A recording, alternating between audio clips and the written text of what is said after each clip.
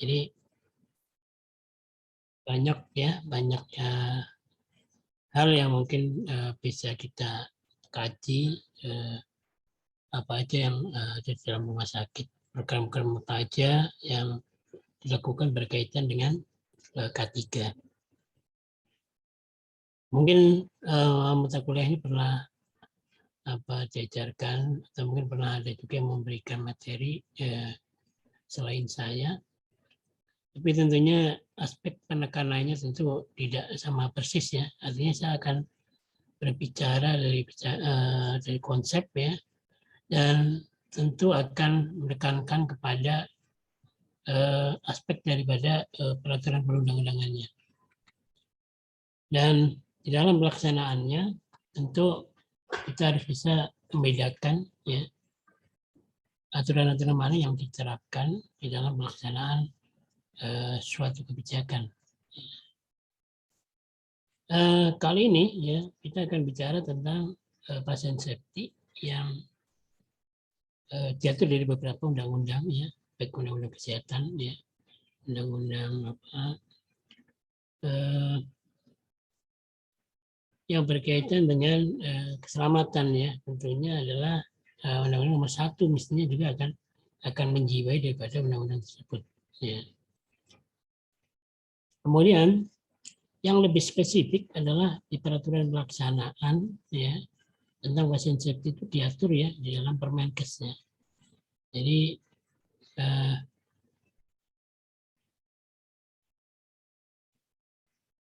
ini yang satunya ya, ini nanti yang EPIT itu nanti ya. Bisa salah share ya. Kita bicara undang-undang dulu aja, undang-undang dulu ya. Oh iya, baik Pak. Ini salah share. Jadi kita bicara tentang keselamatan pasien di rumah sakit, itu ada peraturan pelaksanaan yang khusus ya, yaitu pada Permenkes ya nomor 16 ya 1691 Menkes garing per ya 8 dan tahun 2011 ya. Jadi keselamatan pasien itu lebih khusus ya, artinya khusus diatur pada peraturan Menteri Kesehatan nomor 1691 ini ya. Di dalamnya mencakup tentang teknis ya, operasional daripada pasien safety itu sendiri ya. Jadi kalau kita bicara pasien safety tentu ada beberapa hal yang perlu kita pahami. Yang pertama adalah tentu regulasi ya, aspek regulasi apa saja yang mendasari kenapa suatu kebijakan ya keselamatan pasien itu penting bagi suatu institusi seperti rumah sakit ya. Karena perlu diketahui ya, kalau kita bisa melihat latar belakang kenapa pasien safety itu diperlukan ya, diperlukan untuk diterapkan ya. Karena ada beberapa hal ya. Karena memang rumah sakit itu tempat bekerja yang penuh dengan risiko ya, baik itu risiko ya, risiko tentang klinis ya, risiko kecelakaan ya, dan juga risiko-risiko lain yang berdampak kepada ya mungkin aspek manajemen secara luas ya.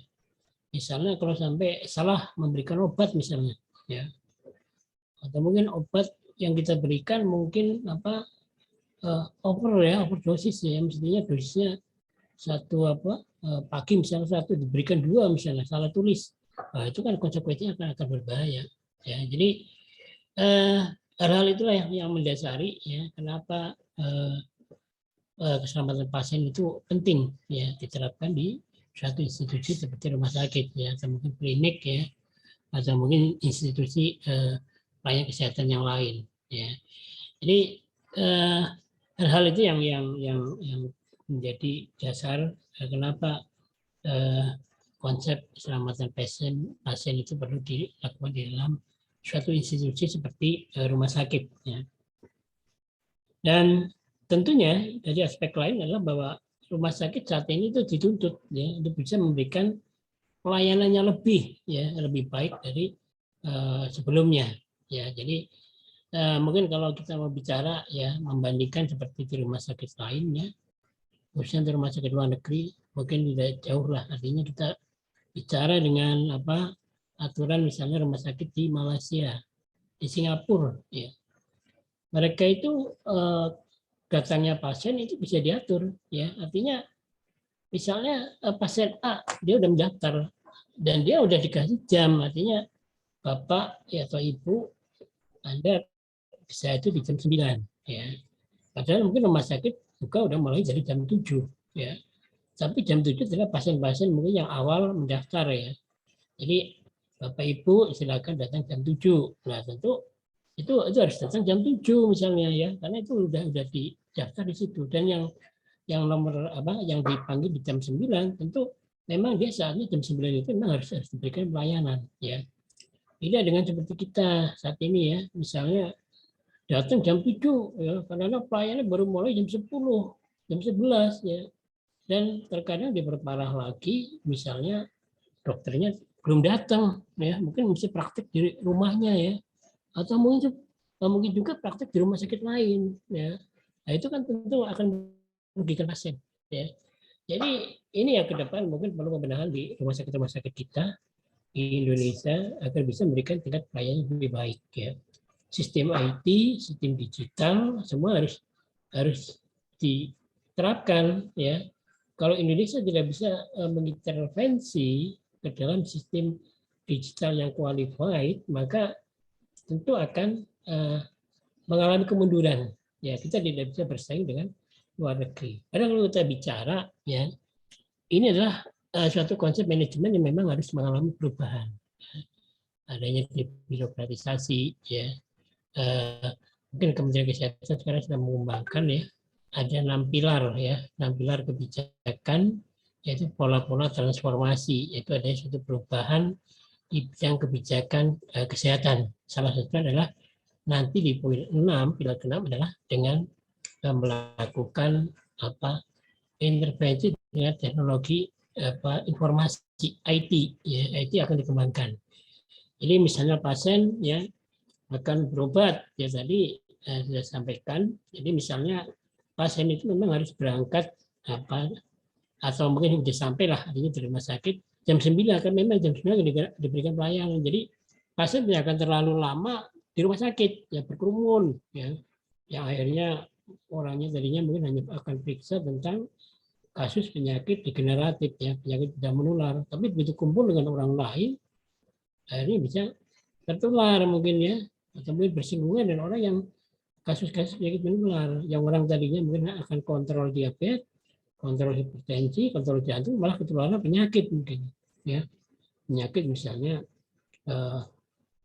TB paru misalnya, karena tertular mungkin karena itu ada orang batuk dan sebagainya, itu akan tertular. Jadi pola-pola itu yang mungkin ke depan harus kita kembangkan agar terjadi suatu kemajuan yang lebih baik ya. Jadi kalau kita bicara keselamatan pasien ya, ada Permenkesnya ya, yang di nomor 1691/2011 tadi. Itu yang pertama itu meliputi adalah assessment ya, kemudian identifikasi ya, dan pengelolaan tentunya yang berkaitan dengan risiko pasien ya,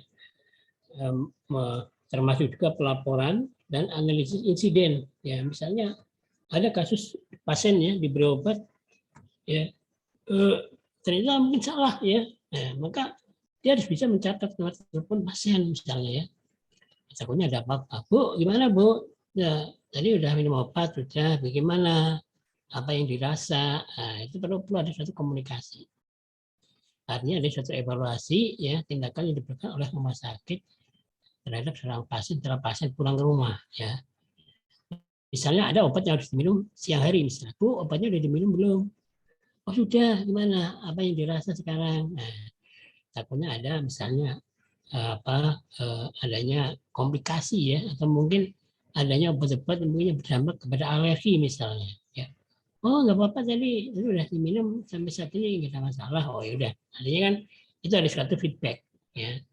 Jadi pola evaluasi itu perlu dilakukan ya kepada seorang pasien yang mungkin pulang ke rumah ya, walaupun mungkin tidak semuanya, artinya ambil sampel lah, terutama dengan prioritas adalah mungkin mungkin pasien-pasien lansia misalnya, atau mungkin pasien-pasien yang diperhitungkan oleh dokter itu punya potensi terjadinya mungkin alergi, ya terjadinya mungkin dampak yang lebih lanjut dan sebagainya, karena mungkin pasien tersebut mungkin tidak hanya penyakit, punya penyakit satu penyakit saja, mungkin bisa jadi dia ada punya bawaan penyakit, ya itu makanya perlu. Jadi artinya di sampel aja nggak apa-apa, dari 100 pasien paling nggak 10 lah, ya 10 diambil berdasarkan kriteria kasus, ya nah, itu bisa diambil, ya.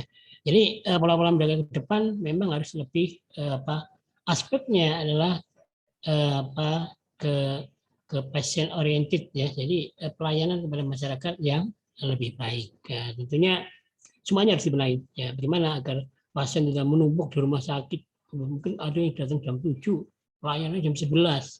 Keburu pusing, ya. Nah, pasien baru sakit lain, mungkin malah pusing di situ, kumpul orang banyak, ya. Kalau yang bau asem ya mungkin, ya, dan sebagainya bikin pusing, ya. Ada yang mual dan sebagainya. Oke, slide berikutnya.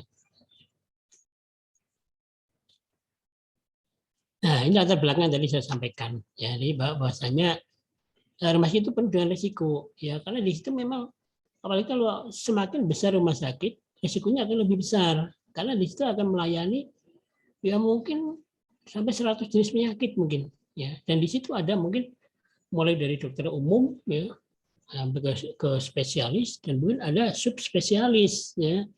Dan obatnya tentu akan bermacam-macam, ya. Mungkin untuk dokter umum sendiri udah berapa obat, ya. Dokter spesialis ada berapa obat, belum nanti subspesialis, ya, ada berobat lain, belum nanti kalau kasus-kasusnya memang kasus yang memang bukan hanya satu kasus penyakit, ya, dia sakit misalnya diabetes mellitus, tapi dia kena juga penyakit mungkin demam berdarah, ya, ya. Kemudian ada juga mungkin dia diabetesnya udah pas lagi kambuh misalnya, dia kena demam berdarah juga, wah itu kan perlu kasus perlu penanganan kasus yang lebih komprehensif lah, ya. Mana yang mau didudukan nih, ya? Apakah kita akan menurunkan gula darahnya dahulu, ya, atau kita akan menangani langsung ke demam berdarahnya? Nah, kemudian kira-kira obatnya apa yang harus diberikan? Nah, tentu tidak mudah, ya. Artinya apa? Misalnya kalau memberikan obat-obat tertentu mungkin dari jenis-jenis antihistamin atau mungkin kortikosteroid, itu harus benar-benar diperhitungkan karena ada bawaan diabetes dan mungkin diabetesnya gulanya pasti tinggi juga. Nah, itu harus diperhitungkan. Maka mungkin jalan satu-satunya adalah dengan menurunkan gula darah dulu, ya. Pada tingkat normal, baru intervensi pemberian obat lain untuk penanganan kasus misalnya demam berdarahnya, ya. Jadi ini perlu suatu pengambilan keputusan yang tepat dari seorang dokter, ya. Dan tentunya ini ada suatu komunikasi antar dokter, ya, dokter spesialis penyakit dalam misalnya, kemudian dokter spesialis penyakit mungkin kalau sampai apalagi kalau sudah sampai sampai pada kasus jantung misalnya, diabetes udah merembet sampai ke jantung, maka harus spesialis jantung juga harus dikomunikasikan, ya. Dan juga mungkin penyakit lain, kalau misalnya ternyata sampai ke ginjal juga diabetesnya, tentu harus ahli ahli urologi, ya, jadi dokter urologi. Jadi semakin kompleks, ya, maka harus dilihat dari kasus per kasusnya. Misalnya dokter urologi ini, ya, ahli ginjal, dia memberikan obat, dampaknya ke jantung apa enggak, ya. Belum lagi kalau bisa ditambahkan lagi kasusnya demam berdarah lagi, waduh, ini semakin kompleks, ya. Jadi itulah yang hal-hal kayak itu yang harus diperhitungkan. Tapi pada prinsipnya pasien itu harus tetap selamat, ya. Artinya dia datang sakit, pulang juga bisa sehat, tapi artinya sehatnya paripurna, bukan sehat dari demam berdarahnya, tapi diabetesnya nggak sembuh, ya. Jadi itu makanya terkadang perlu waktu yang lebih lama penanganan kasus untuk kasus-kasus yang memang ada kasus-kasus bawaan, ya.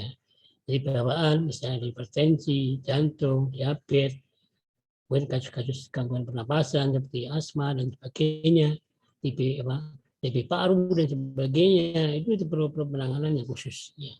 Oke, slide berikutnya.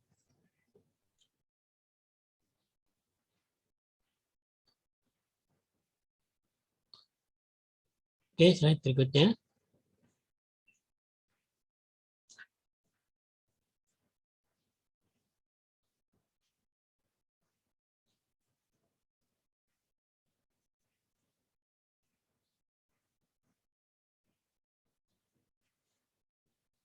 Ya, jadi hampir setiap tindakan medik menyimpan potensi risiko. Ya, untuk itu maka harus benar-benar diperlakukan segala sesuatunya dengan hati-hati. Ya, tidak boleh bergurau, ya, tidak boleh bercanda dalam bekerja. Ya, dan sampai nanti konsentrasi hilang, salah memberikan obat, harusnya obat ini untuk pasien A diberikan ke pasien B, yang pasien B diberi dari pasien A, lah terjadi komplikasi, tentu akan berbahaya. Ya, jadi hal itu yang perlu diperhatikan dengan seksama, dengan hati-hati, ya, agar tidak terjadi kesalahan dalam melakukan terapi, ya, memberikan obat misalnya. Kemudian banyaknya jenis obat, ya, jadi disampaikan di situ misalnya banyak dokter, ya, dokter umum, dokter spesialis macam-macam, ada spesialis paru, ya, spesialis mungkin urologi, spesialis penyakit dalam, ya, kemudian penyakit bedah, dan lain-lain. Tentu baik itu jenis pemeriksaannya, jenis obat, maupun prosedur yang harus ditempuh, itu tentu tidak sama persis, ya, bervariasi. Nah, itulah yang perlu diketahui. Makanya bisa kasus-kasus tertentu bisa akan dikonsultasikan. Coba Bapak konsultasi ke jantung, ya.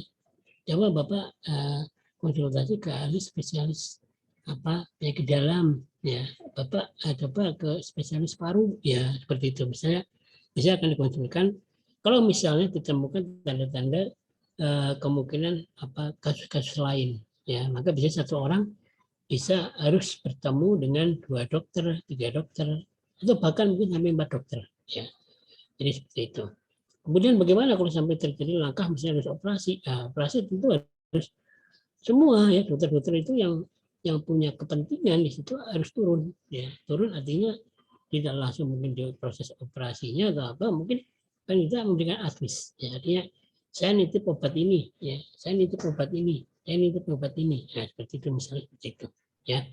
Oke, jadi dalam kenyataannya tentu masalah medical error akan sangat banyak, ya, potensi terjadinya kesalahan, ya, dalam mungkin diagnosis, dalam pemberian obat, ya, dalam manajemen mungkin termasuk juga mungkin gizinya juga, ya, pemberian makanan itu juga harus dikontrol juga. Maka di sini harus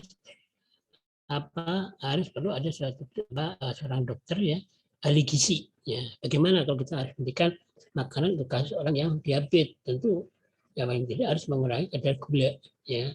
Kemudian bagaimana kasus dengan hipertensi, nah itu tentunya dokter spesialis gizi itu akan penting perannya di sini, ya. Ini tentu akan mencerminkan sebagai suatu fenomena gunung es, ya. Nah, kasus mungkin hanya satu orang meninggal misalnya, tetapi mungkin yang hampir meninggal, ya, artinya yang kesalahan-kesalahan kecil mungkin pernah terjadi juga, cuma mungkin belum berpotensi kepada accident, ya, artinya masih dalam taraf insiden, ya, belum sampai merugikan baik itu personal maupun kerugian dari aspek perusahaan, ya. Jadi ini umumnya adalah adverse event, ya, yang ditemukan secara kebetulan saja. Jadi sebagian besar yang lain cenderung tidak dilaporkan, tidak dicatat atau justru luput dari perhatian. Artinya dianggap bahwa itu sebagai suatu persoalan biasa, maka dianggapnya biasa aja, nggak masalah gitu. Padahal kumpulan-kumpulan ini suatu saat kalau dia akan lalai kembali bisa berpotensi terhadap satu kasus yang lebih besar. Ya, jadi sekali lagi nirmis, ya, kemudian nyaris, ya, atau kesalahan-kesalahan kecil yang diabaikan suatu saat akan berpotensi menjadi suatu kasus besar, dan dampaknya tentu bisa cedera, ya, artinya mungkin adanya gangguan pada sistem, ya, pada tubuh kita yang mungkin lebih baik sifatnya adalah sementara, bisa juga permanen untuk kedepannya, ya, karena kesalahan pemberian obat atau mungkin pemberian obat yang overdosis, ya. Misalnya untuk obat lambung ternyata mungkin dia sebenarnya ada kasus, mungkin ada MAH, ya, jadi istilahnya ada gangguan fungsi di pencernaan, ya, di lambung. Nah, mungkin saat dia melakukan diagnosis saat wawancara dari dokter dengan pasien tidak jujur, tidak terbuka, dia menyampaikan secara detail. Nah, akhirnya diberikan kepada pasien, dan pasien akhirnya jadi sakit lambungnya, ya. Karena dia bicara bahwa dia ada gangguan fungsi lambung misalnya, ya, yang mungkin sudah kronis misalnya. Nah, itu berikan obat itu, dan akhirnya malah jadi sakit perutnya. Nah, itu tentunya harus ada suatu konsep keterbukaan ya saat berobat, saat dilakukan diagnosis oleh dokter kepada pasien, dan pasien harus terbuka semua kasus-kasus yang pernah terjadi. Syukur dia memberikan suatu rekam medis yang bagus ya. Oke, slide berikutnya.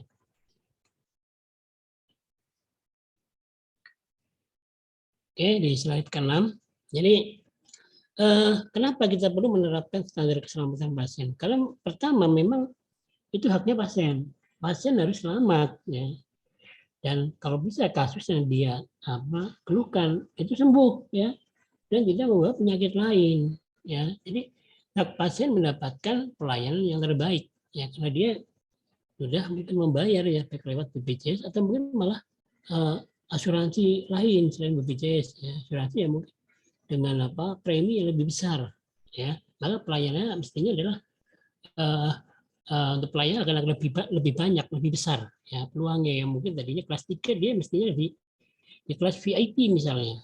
Jadi seperti itu. Jadi pasien punya hak untuk mendapatkan keselamatan ya, dan jaminan kesembuhan ya, tentunya dengan pemberian obat, pemberian mungkin hadis ya, berupa nasihat dari dokter agar misalnya Bapak jangan merokok, Bapak jangan minum kopi dulu ya, atau mungkin Bapak jangan terlalu banyak bergerak dulu karena habis operasi ya. Itu tentunya itu harus hal-hal yang perlu diperhatikan oleh seorang pasien. Kemudian juga mendidik pasien dan keluarga ya, agar dia pun juga harus punya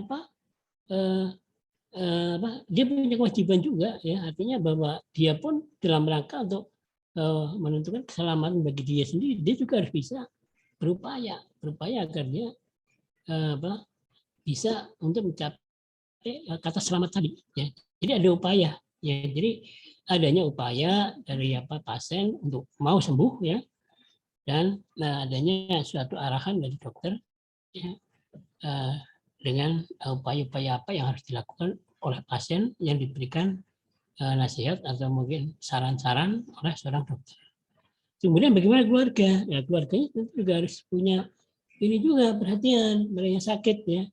Jangan misalnya udah dibilang jangan makan misalnya banyak gula misalnya kalau diabetes.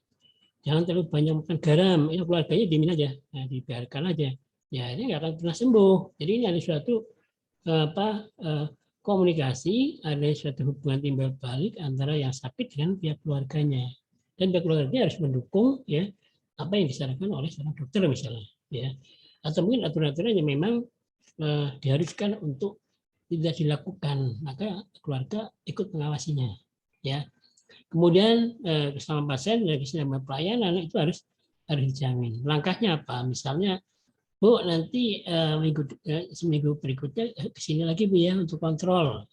Kalau misalnya habis operasi tentu akan dilihat jahitannya, apakah jahitannya bagus apa enggak, apakah ada luka baru atau enggak di bekas jahitan misalnya. Nah tentu kalau sampai ada luka tentu akan dilakukan pilihan, bisa lukanya obati atau mungkin justru bisa dioperasi kembali ya.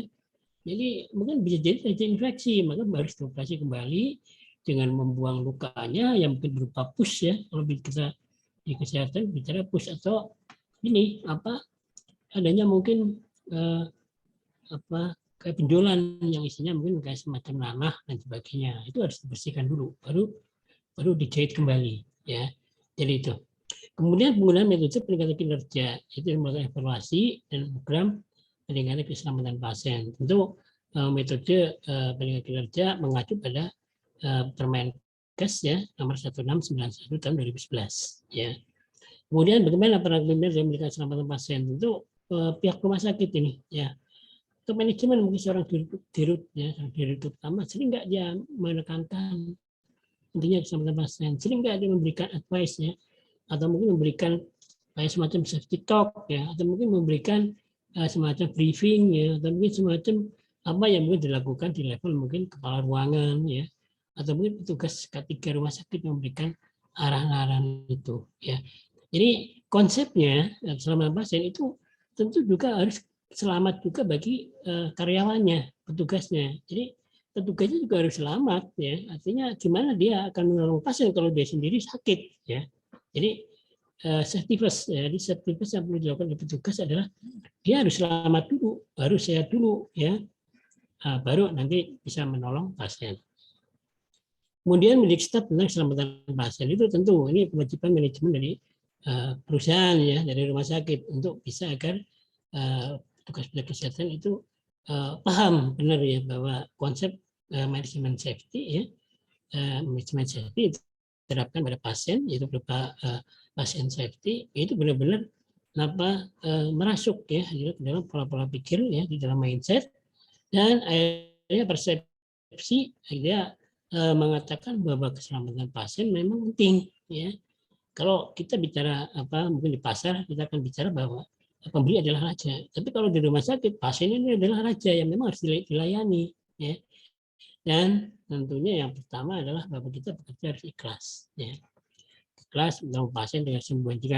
Dengan pasien sembuh dari upaya kita, tentu kita akan mendapatkan pahala lebih ya. Mungkin yang pertama pahala dari Allah ya, dan tentu yang kedua mungkin dia akan mendapat honor ya. Artinya mungkin uang lembur ya, uang jasa pelayanan ya, dan lainnya ya. Tentu itu akan didapatkan dan itu akan menjadi berkah ya. Jadi karena dari aspek keikhlasan tadi, maka nilai amal ya, nilai pekerjaan kita akan dinilai sebagai amal, dan di sisi lain kita mendapat gaji, dan gaji itu berkah karena kita bekerja dengan tulus ya, dengan ikhlas memberikan pelayanan pada pasien atau kepada masyarakat yang sakit di rumah sakit.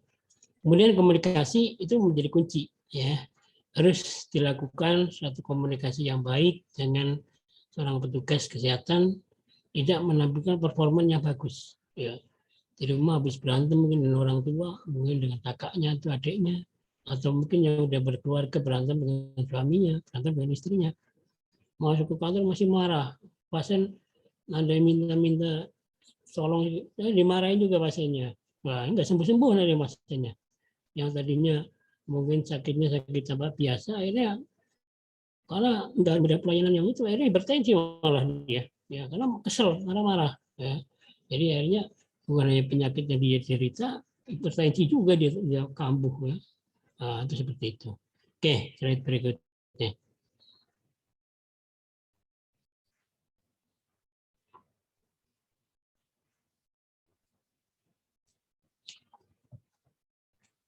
Oke, slide berikutnya ya. Jadi ada 6 sasaran keselamatan pasien ya, itu dengan kecepatan identifikasi pasien. Jadi tentu dalam ketepatan identifikasi pasien itu adalah tanggung jawab dari seorang petugas medis ya, baik dokter atau mungkin perawat ya, yang mungkin diperbantukan untuk membackup seorang dokter misalnya ya.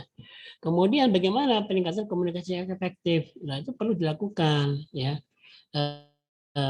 Ya paling nggak harus ada suatu pelatihan lah ya. Ya bagaimana dia bisa memberikan suatu pelayanan yang baik. Pelatihan service excellent misalnya ya, pelayanan prima itu perlu dilakukan kepada petugas-petugas yang langsung berhubungan dengan pasien ya. Jadi seperti itu. Kemudian peningkatan keamanan obat yang perlu diwaspadai ya. Seperti apa? Tentunya ada SOP-nya. SOP itu yang harus dipahami oleh semua petugas. Ya, bagaimana obat? Tentu obat yang akan diberikan paling tidak sebelum diberikan ke pasien harus ada konsultasi dulu dengan dokter yang menjadi penanggung jawabnya. Dok, ini pasien dikasih obat apa dok? Oh ini ABC misalnya. Terus dari obat ini dosisnya untuk pagi berapa, siang berapa? Oh yang pagi obat ini aja, yang obat nomor 1 aja, ya. Kemudian ya kalau misalnya siang, oh itu 2 dan 3 misalnya. Nah itu harus jelas. Kemudian berapa dok? Oh ada yang 1, ada yang mungkin hanya separuh. Nah itu harus diatur. Kalau misalnya ada sirup juga itu 1 sendok ya, atau mungkin setengah sendok dan sebagainya, itu harus jelas ya. Maka keamanan obat sangat penting karena tentu akan berdampak kepada pasien itu kalau kita salah dalam memberikan. Ya jadi itu hal-hal yang perlu dipahami oleh seorang petugas kesehatan yang bekerja di rumah sakit, jadi pelayanan ya. Dan tentu itu harus benar-benar mematuhi SOP yang memang sekali lagi adanya suatu komunikasi efektif dan juga adanya kepatuhan ya di dalam mematuhi daripada SOP-SOP yang ada. Ya. Kemudian pengurangan risiko infeksi terkait kesehatan ya tentunya jangan sampai nanti orang yang sakitnya tadinya diabetes malah jadi ketularan TBC ya. Nah, itu kan namanya infeksi nosokomial yang mestinya dia hanya sakitnya sakit hipertensi aja atau diabetes saja, tapi itu pulang ke rumah malah penyakit TBC ya, dan sebagainya ya. Oke. Kemudian pengurangan risiko pasien jatuh gitu sampai nanti pasien terjatuh ya terpeleset. Nah itu kan menjadi komitmen daripada perusahaan atau rumah sakit yang tentunya berjanji lah ya akan menerapkan keselamatan pasien, yaitu bahwa pasien benar-benar dijaga keselamatannya ya dari aspek mungkin secara fisik ya, kemudian juga dari mungkin pola makannya juga ya, baik makanan yang bergizi, kemudian makanan obat-obatan dan sebagainya. Oke, slide berikutnya.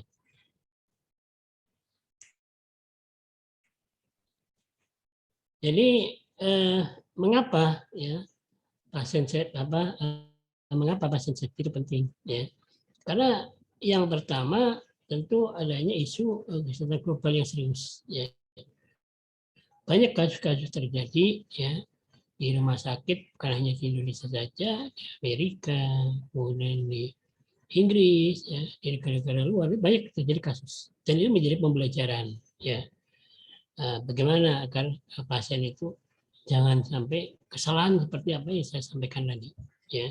Bagaimana tentu harus benar-benar tertata dengan baik ya, konsep pasien safety harus benar-benar diberikan ya pelatihan-pelatihan kepada perawat, khususnya perawat yang mungkin masih muda ya, atau mungkin yang tua juga perlu juga untuk refresh ya, refresh agar bisa mendapatkan ilmu itu lebih baik lagi. Kemudian pasien centeredness, jadi artinya pasienlah sebagai fokus di dalam memberikan pelayanan ya. Jadi sekali lagi pasien anggap sebagai raja yang memang perlu mendapatkan pelayanan, dan tentu ya itu terkadang manusiawi juga sih. Kadang-kadang kita bicara mungkin dokter juga nggak sampai ke detail ya, apalagi kemarin untuk kasus misalnya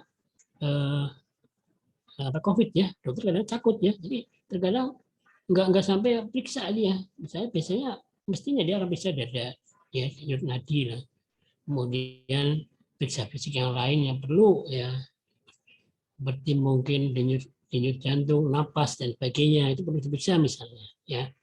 Nah, itu sekarang nggak dilakukan karena mungkin takut ya, dan mungkin kemarin kasus-kasus COVID banyak yang diperiksanya tidak lengkap ya.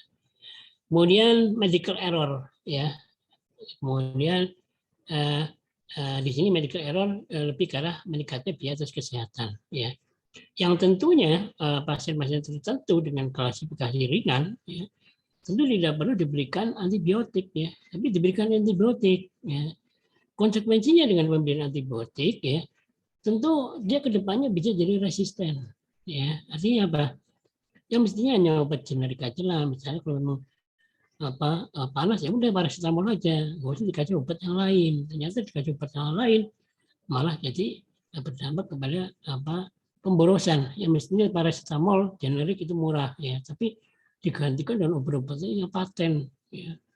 Dan tentu paten ini juga terkadang juga ada juga ya, bisa jadi dia itu sebagai sponsornya ya, sponsor dokter, misalnya obat A ya, itu mensponsori dokter misalnya, oh dok nanti kalau obatnya laris ya, nanti dokter akan kita cek misalnya ke Jerman ya, ke Amerika jalan-jalan. Nah itu bisa dijanji tersebut, dan itu mestinya ya, harus berorientasi kepada realita. Kalau memang tidak perlu obat itu dipakai, nggak usah ya. Kalau klasifikasi adalah kasus ringan, nggak usah dikasihkan antibiotik. Apalagi kalau antibiotiknya antibiotik yang kelasnya adalah kelas mahal ya, dengan dosis yang mungkin dosisnya berat lah ya, udah berat. Begitu suatu saat kita sakit, berobat minum obat biasa nggak sembuh karena memang sudah pernah mendapatkan antibiotik yang tinggi ya, dengan dosis tinggi ya, dengan kemampuan yang luas ya. Begitu kita minum obat biasa nggak mempan ya, adanya kita tetap sakit ya. Karena memang suatu saat kita pernah berobat dan datang ke spesialis, sama spesialis dikasih obat yang lebih berat. Nah, jadi itu kadang-kadang mengandung konsekuensi seperti itu.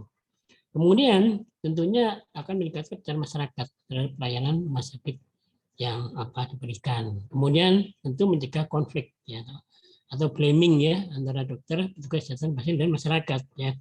Jadi ini ya karena akan mengandung konsekuensi. Dan di dalam undang-undang praktek kedokteran pun ada ya, artinya bahwa dokter memang harus bisa menjelaskan ke pasien ya, kasusnya apa, kemudian apa yang harus dilakukan ya, kemudian obat itu juga harus disampaikan. Bu, Pak, ya Bapak nanti akan minum obat ini, tentu ada efeknya.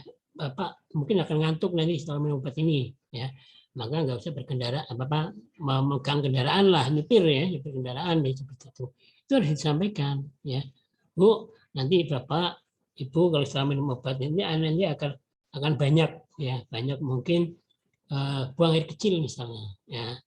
Nah, misalnya itu teoritis ya, artinya obat-obat teoretika ya, obat-obat yang memang merangsang untuk sering kencing. Nah itu harus dikasih tahu, dan sampai nanti kaget ya, loh saya kok jadi minum obat jadi banyak kencing bolak-balik. Lah itu harus jelas, harus diberitahu ya.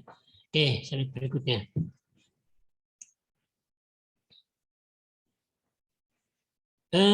Jadi pada prinsipnya ya, untuk pasien safety ya adalah satu sistem asuhan ya, pasien agar bisa lebih aman ya. Dan berikutnya adalah mencegah terjadinya cedera atau kerugian lah ya, yang mungkin timbul, tidak hanya cedera aja, tapi kemungkinan timbul dari kesalahan pemberian obat, kesalahan diagnosis ya. Karena mungkin terbangun karena tidak adanya komunikasi yang dibangun dengan baik antara pasien dengan dokter ya. Mungkin pasien tidak mau terbuka karena mungkin sudah menahan sakitnya dan sebagainya, maka di situ penting ya, artinya mungkin ada saudara, teman, mungkin keluarga yang mendampingi itu menjelaskan. Siapa tahu pasiennya udah karena nahan sakit udah bisa nggak komunikasi lagi ya, itu ya.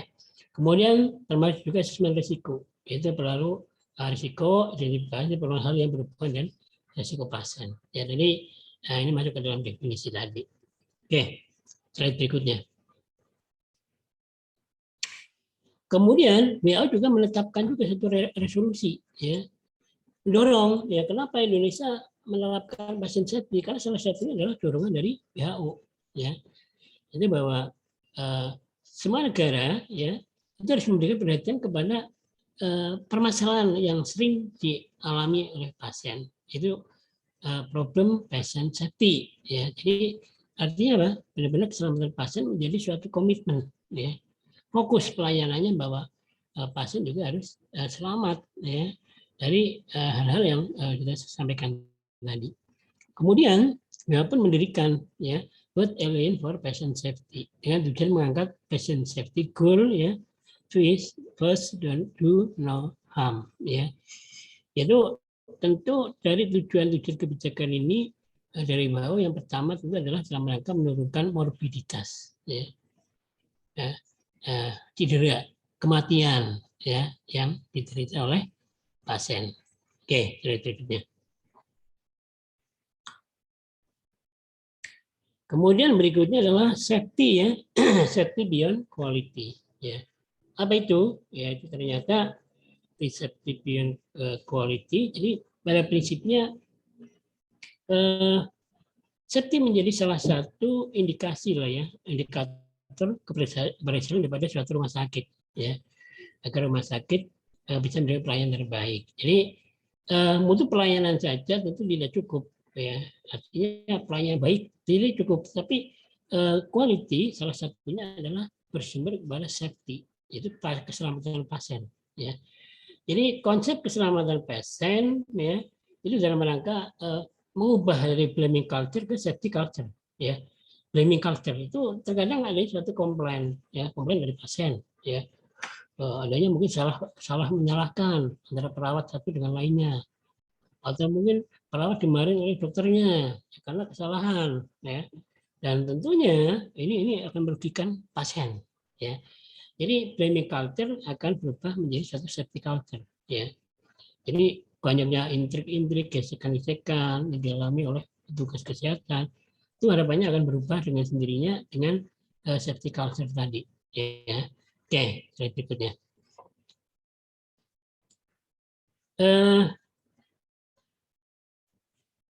Tentu apa ya dari langkah-langkah ya pasien safety lagi itu dikelompokkan menjadi 7 langkah.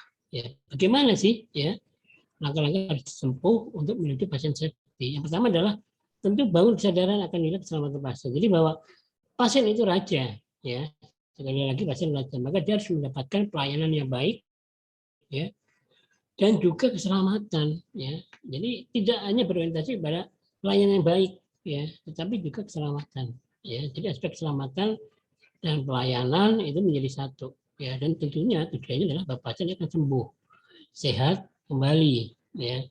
Dan tentunya pimpinan dan staf mendukung, ya. Jadi pimpinan dan staf mendukung program ini. Kalau hanya pimpinan aja yang bolak-balik ngomong, Pak, staf tidak mendukung, ya percuma, ya tidak tercapai tujuannya.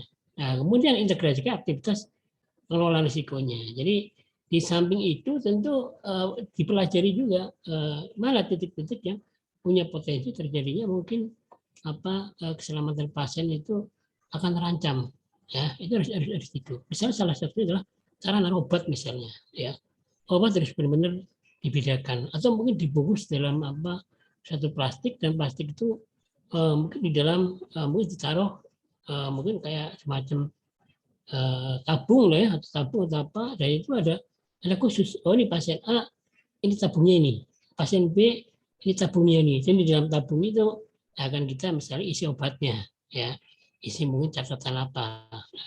Itu seperti itu. Jadi sampai tercampur, ya, tercampur sangat berbahaya, ya. Integrasikan aktivitas pengelolaan risiko, kemudian kembangkan sistem pelaporan, ya. Jadi pelaporan itu bersumber kepada catatan, ya. Catatan harian, yaitu rekam medis, ya, hari per harinya, jam per jamnya, itu harus dicatat, ya. Apa kasus-kasus yang ditemui oleh perawat yang sekarang jaga misalnya, ya. Dan itu akan disampaikan kepada perawat yang menggantinya, misalnya jaga malam akan berganti dengan perawat yang jaga pagi, maka harus diberikan. Inilah ada catatan seperti ini. Semalam ada kasus apa yang perlu dicatat, jadi disampaikan kepada ini dan dikoordinasikan juga atau dilaporkan juga kepada dokter penanggung jawabnya yang yang bertugas memegang pasien itu. Ya bisa mereka saat visit, nah itu disampaikan permasalahan itu. Dokter visit, maka keluhan permasalahannya dialami oleh pasien akan disampaikan oleh perawat.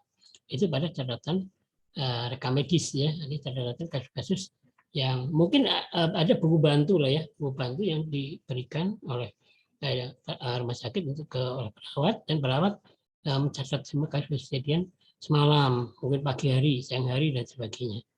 Cegah cedera mulai implementasi sistem keselamatan pasien.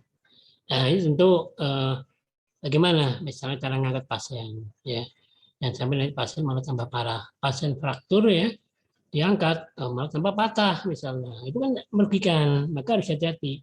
Maka seorang medis dia akan paham, ya, dia kasusnya apa, oh kecelakaan, habis kecelakaan, kira-kira apa, ya, kemungkinan yang terjadi, oh ternyata fraktur misalnya tulang punggung, diangkat kerak, waduh, habis dia bisa meninggal, ya, maka harus hati-hati, ya. Oke, slide berikutnya. Jadi kalau kita bicara manajemen risiko pada konsep keselamatan pasien, ya, di rumah sakit, tentu kita harus menerapkan prinsip, ya, pasien di mana rumah sakit punya kewajiban untuk mengidentifikasi, mengendalikan risiko strategi dan operasional yang penting. Kemudian tentu hal ini akan mencakup, ya, area baik manajerial. Manajerial tentu sebagai dampak, ya, dari mungkin hitung-hitungan, ya, hitung-hitungan misalnya obat-obat yang tidak rasional, yang mestinya tidak perlu kajian antibiotik, misalnya tidak perlu harus mendapatkan pelayanan lebih, ya, misalnya oh bapak perlu ini juga endoskopi, artinya tidak perlu, ya, artinya tidak perlu, tapi sama mungkin dokter, ya, dipaksakan, artinya udah ibu ini aja nanti endoskopi aja, nah padahal mestinya nggak sampai ke sana tapi dipaksa ke sana. Akhirnya dari aspek manajemen itu akan merugikan, ya, apalagi kalau misalnya diklaimkan kepada BPJS, ya, jadi BPJS akhirnya jadi tekor, ya, tiap tahun merugi terus ya, karena memang karena ada hitung-hitungan yang enggak realistis ya. Artinya bisalah mungkin ada perjalanan kasus ini harus selesai pada 5 tahap misalnya. Tapi kalau misalnya hanya cukup 3 tahap aja, ya cukup 3 tahap aja. Jadi pasangan sampai ke 5. Ya, artinya apa?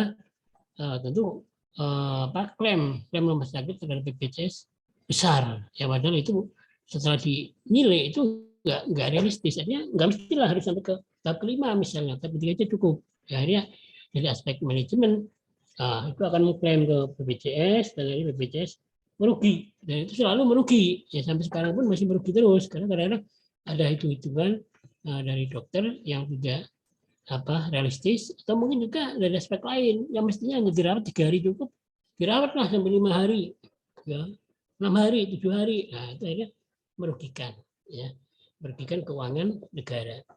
Kemudian rumah sakit juga perlu menjamin berjalan sistem melalui mengendalikan atau mengurangi risiko. Ya. Kemudian manajemen risiko di sini juga berhubungan erat dengan pelaksanaan keselamatan pasien. Ya. Yang tentu tujuannya adalah dalam rangka menjamin bahwa pasien itu selamat, ya. Dia selamat dalam segala hal, ya, mulai dari dia masuk rumah sakit, keluar dari rumah sakit kondisi selamat, sehat, ya, dan bisa beraktivitas kembali secara produktif. Ya. Kemudian keselamatan pasien juga ini memang satu sistem di mana masih membuat asuhan pasien lebih aman. Jadi ada suatu langkah-langkah pekerjaan yang memang perlu disusun ya, bagaimana agar pasien ini bisa selamat ya, sehat kembali dan produktif nanti dalam menjalankan pekerjaannya sehari-hari setelah dia sembuh ya. Oke, slide berikutnya.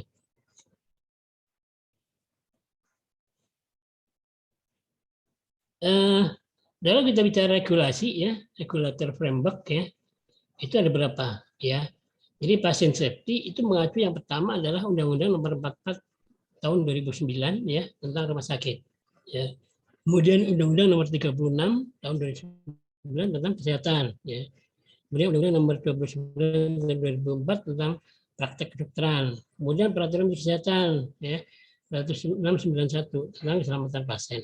Dan juga Peraturan Menteri Kesehatan Nomor 251 tentang komite ya keselamatan pasien di rumah sakit. Jadi ada satu komite yang memang menangani ya dari aspek keselamatan pasien yang ada di rumah sakit. Itu diatur dalam Peraturan Menteri tahun 2012 nomor 251 ya. Oke, slide berikutnya. Di dalam Undang-Undang Nomor 44 tahun 2009 tentang rumah sakit, yaitu bahwa keselamatan pasien diselenggarakan berasaskan Pancasila. Jadi artinya nilai-nilai Pancasila itu mendasari dari konsep keselamatan pasien ini, ya. Artinya asas berkeadilan, ya, asas berketuhanan. Artinya bahwa kita bekerja juga harus dasarnya adalah bahwa kita akan dinilai oleh Tuhan ya, oleh Maha Pencipta, bahwa kerjaan kita akan dinilai baik buruknya tentu akan mengandung satu konsekuensi. Ikhlas atau tidaknya tentu akan mengandung satu konsekuensi, baik itu dapat pahala atau malah mendapatkan nanti dosa ya kalau tidak memberikan pelayanan yang baik. Ya, oke. Kemudian disebutkan pada nilai kemanusiaan, etika, profesionalitas, ya, manfaat, keadilan, dan juga persamaan hak dan anti diskriminasi. Pemerataan ya, perlindungan dan juga keselamatan pasien dalam hal ini serta mempunyai fungsi sosial. Artinya mencakup ya fungsi-fungsi tadi dan itu harus terpenuhi ya. Jadi jelas di dalam Undang-Undang Nomor 44 2009 ini yaitu semua pelayanan yang diberikan oleh rumah sakit itu harus berdasarkan kepada asas-asas Pancasila ya, di mana nilainya ada nilai kemanusiaan, etika, profesionalitas, manfaat, keadilan dan juga persamaan hak dan anti diskriminasi. Kalau misalnya ini nih ya, saya bos misalnya, ini bupati harus diberikan yang bagus ya, kalau perlu dikasih kamar yang VIP misalnya seperti itu, atau mungkin yang harusnya untuk pasien biasa, nah pasiennya biasa dikalahkan misalnya, itu harus bijaksana. Itu ya pemegang kebijaksanaan adalah pimpinan rumah sakit ya. Bagaimana dia memberikan pelayanan? Mungkin ada, artinya ada jatah mungkin untuk pasien biasa mungkin berapa kamar. Mungkin kalau untuk tertentu misalnya ada pasien-pasien yang itu ya mungkin tetap harus diberikan. Artinya prinsip keadilan tentu harus diterapkan. Ya, oke, slide berikutnya. Kemudian di peraturan Menteri Kesehatan 1691 ya di slide berikutnya yaitu disampaikan juga bahwa rumah sakit ya jadi wajib menerapkan standar ya standar ya tentang keselamatan pasien. Karena keselamatan pasien didasarkan oleh pelaporan insiden, analisa ya dan pemecahan masalah dalam rangka melakukan kejadian tidak terduga atau KTD ya. Masih melaporkan ya ayat 2 tadi kepada komite yang mungkin keselamatan pasien ditetapkan oleh menteri ya. Kemudian juga membuat indeks ya kepuasan pelanggan ya. Itu tentu akan disampaikan pelanggan ya dalam satu kotak misalnya ya. Dan kotak itu mestinya selalu dievaluasi apa permasalahan yang dihadapi atau mungkin apa yang disarankan oleh pasien kepada rumah sakit. Dan rumah sakit harus menindaklanjuti agar bisa memberikan pelayanan yang lebih baik ya. Oke, slide berikutnya. Kemudian di peraturan Menteri Kesehatan 1691 ya itu bahwa rumah sakit dan kesehatan bekerja di rumah sakit wajib ya melaksanakan program dengan mengacu pada kebijakan nasional komite ya nasional keselamatan pasien rumah sakit ya. Setiap rumah sakit wajib memiliki tim ya keselamatan pasien. Jadi timnya harus dibentuk ya. Tim ya keselamatan pasien rumah sakit TKPRS ya. Jadi itu perlu dibentuk ya untuk apa? Selainnya ke atas dulu ya. Jadi apa?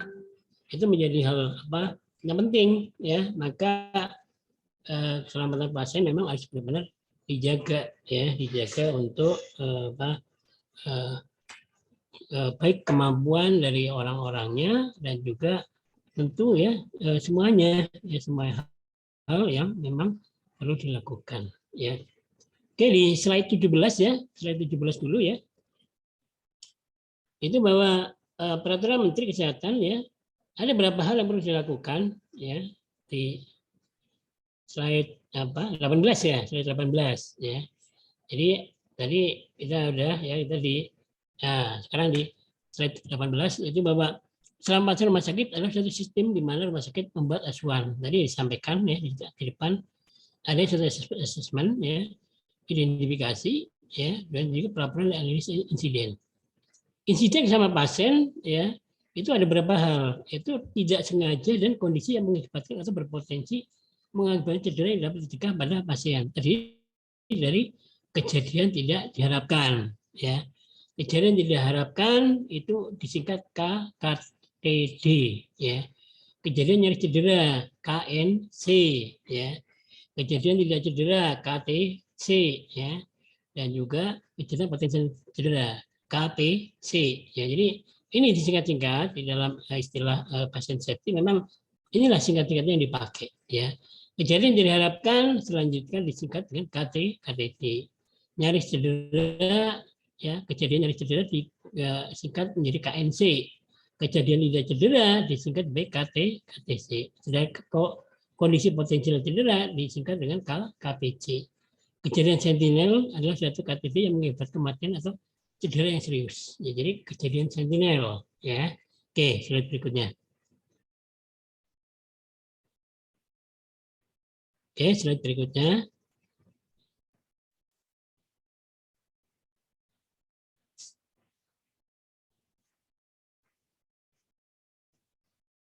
Di slide 19 itu pada pasal 3 Menteri membentuk ya komite nasional ya. Tadi disampaikan di slide awal disampaikan juga. Jadi bahwa komite nasional ini dibentuk ya, dibentuk dan tentu ini sifatnya nasional ya, nasional yang dia akan memberikan suatu kebijakan-kebijakan, duduk teknis dan sebagainya, duduk kebijakan dan sebagainya itu dilakukan oleh komite ya, Komite Nasional Keselamatan Pasien Rumah Sakit ya, KNK PRS ya, jadi seperti itu.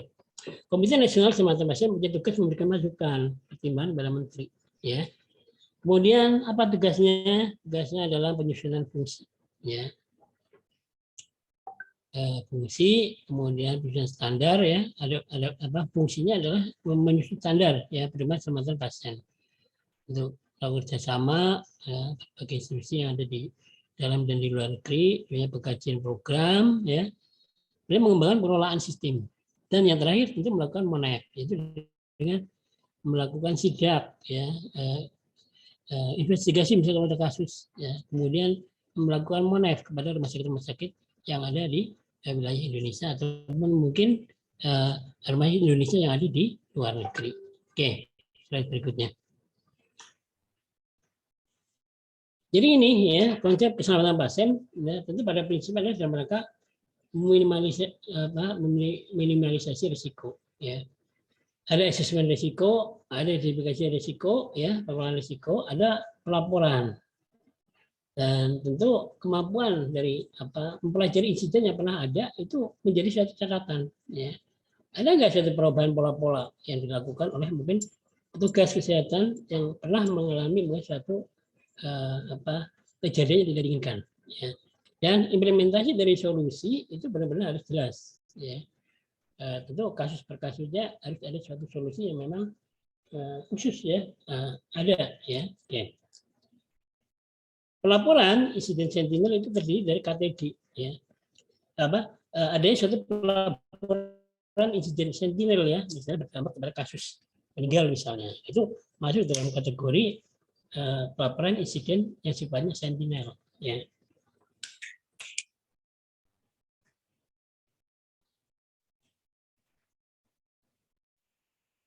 Kemudian KTD, KNC, KTC, ya, dan juga KPC, ya.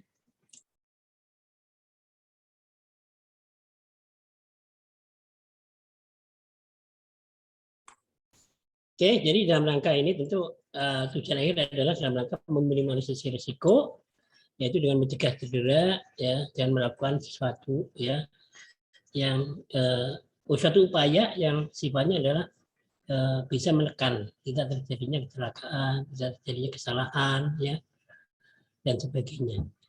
Oke, slide berikutnya. Jadi kalau kita bicara, ya, di dalam pasien safety ini tentu ada beberapa hal yang mungkin harus kita amati, ya. Artinya faktor-faktor apa yang berpengaruh, ya. Jadi aspek safety ini banyak hal, ya, yang perlu mungkin nanti perlu dijaga, ya. Mungkin kalau mechanical, electrical, ya, kinetik, ya, itu tentu mungkin akan berkaitan dengan hal-hal yang seperti kemungkinan terjadinya accident release, ya. Kemudian kalau aspek safety tadi tidak diperhatikan dengan baik, ya, tentu dampaknya adalah nanti adalah konsekuensinya adalah accident, ya, baik sifatnya injuries, ya, minor, mayor, ya, atau mungkin fatal, meninggal, ya, atau mungkin asetnya akan terjadi suatu mungkin kerugian, ya, kerugian yang bisa sementara, bisa juga mungkin selamanya, karena pabrik sudah tidak bisa recovery lagi dari segi pembiayaan misalnya, ya, karena mungkin kebakar seluruh misalnya satu kawasan misalnya, itu akan merugikan, ya. Jadi ini hal yang yang mungkin membedakan, ya. Jadi kalau kita bicara safety hazard, lebih ke arah mekanik, electrical, kinetik, ya, substansi. Tapi kalau health hazard lebih ke arah fisik, chemical, ya, biologi, ya, ekonomik, psikososial, ya, dan sebagainya. Oke, slide berikutnya. Kemudian, ya, tentu yang perlu dipahami juga, ya, banyak hal, ya, yang mungkin mempengaruhi kepada seseorang, ya. Nah, yang pertama tentu dari hal yang mempengaruhinya, misalnya adalah potential sources, ya. Itu meliputi dari environmental factor. Ya, ada berapa? Ya, mungkin faktor ekonomi, ya. Faktor ekonomi itu sangat relatif, ya. Mungkin antara pekerja satu dengan lain tentu tidak sama. Bagaimana tingkat ekonominya? Ya. Bagaimana kehidupan ekonominya orang per orang? Tapi itu akan berdampak kepada mindset, ya, mindset atau persepsi, atau mungkin dia pola-pola perilaku yang akhirnya berdampak, ya, karena mungkin ya berdampak mungkin dalam hal ini ya mungkin bisa bervariasi ya. Artinya misalnya salah satunya, oh dia bekerja berangkat belum sarapan misalnya, itu bekerja dia akan kurang energinya ya, akhirnya lemas, akhirnya kinerjanya nggak bagus ya. Kemudian juga dari aspek mungkin biaya ya, transportasinya yang sudah terlanjur habis gajinya karena untuk mungkin berobat anaknya atau mungkin untuk cicilan ya, jalan kendaraan, jalan rumah dan sebagainya. Dia bekerja jadi ya ala kadarnya ya, karena mungkin ongkosnya aja udah banyak, makan sampai makan nggak sempat misalnya dan sebagainya. Kemudian political dari aspek politis ya yang dipegang oleh misalnya pimpinan perusahaan atau rumah sakit, atau mungkin kebijakan makro yang dikeluarkan oleh seorang bupati misalnya, oleh seorang gubernur misalnya dan sebagainya. Dan bisa jadi mungkin juga teknologi ya, teknologi yang diterapkan sudah jadul ya, artinya sudah zaman dulu ya, artinya sudah nggak bisa up to date lagi pada aturan-aturan yang baru, dan tidak bisa mengikuti lah teknologi yang baru. Maka ini pun juga akan berpengaruh ya, karyawan tidak bisa maksimal dalam bekerja ya. Organizational factor bisa masalah peralatan ya, sustainment ya, pola demand ya, demand artinya bagaimana pola-pola pekerjaan ya, aturan pekerjaan yang diterapkan. Dan interpersonal, organization structure, leadership ya dan sebagainya. Kemudian bisa jadi juga individual factor. Ini mungkin adanya persoalan keluarga ya, persoalan ekonomi dari keluarga ya, persoalan mungkin dari orangnya itu sendiri ya, itu sangat berpengaruh ya. Jadi pola-pola itu ya kalau tidak dimanage dengan baik, tidak ada pola-pola intervensi, maka bisa berdampak kepada stres ya, stres yang berkepanjangan ya. Maka sebelum itu maka harus dilakukan individual different, yaitu adanya suatu intervensi ya, intervensi adanya suatu bagaimana sih pola-pola dukungan ya, social support yang dilakukan oleh rumah sakit kepada karyawan. Misalnya ya perlu adanya suatu mungkin konsultasi, adanya suatu mungkin bimbingan ya, bimbingan kalau kayak di sekolah itu kan ada BP ya, bimbingan bimbingan dan konseling ya, itu perlu dilakukan juga karyawan-karyawan ini ya, paling nggak di bagian HRD-nya itu bagian kepegawaiannya punya seorang psikolog lah ya. Kalau misalnya ada kasus itu, nah tugas dia itu melakukan bimbingan ya. Konsekuensi daripada mungkin persoalan-persoalan yang memang tidak diselesaikan dengan baik, maka dia berdampak stres yang berkepanjangan. Tentu dampaknya adalah dari aspek psikologi, tentu dia akan pusing ya di kepala, kemudian tensi naik ya, kemudian sampai terkena jantung, heart disease ya. Psikologi simptom bisa anxiety, depresi ya dan sebagainya, dan juga behavioral simptom yaitu productivity ya, absensi ya, turnover ya, akhirnya muncul ya, karena adanya suatu konflik di dalam perusahaan atau konflik dalam rumah sakit itu ya. Jadi banyak hal-hal yang mungkin dirasa tidak nyaman oleh karyawan tapi tidak dianggap serius oleh pimpinan perusahaan, maka bisa berkepanjangan dan dampaknya bisa merugikan kinerja daripada perusahaan atau rumah sakit. Oke, mungkin itu saja dari saya untuk perkuliahan ini, dan mungkin ada pertanyaan.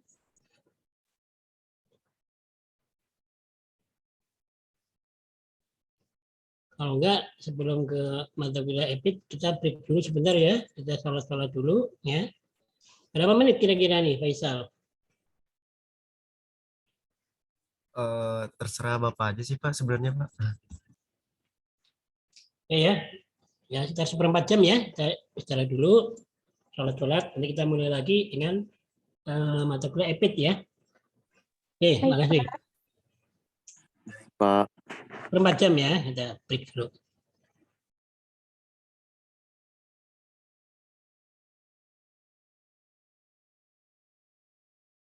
Safety.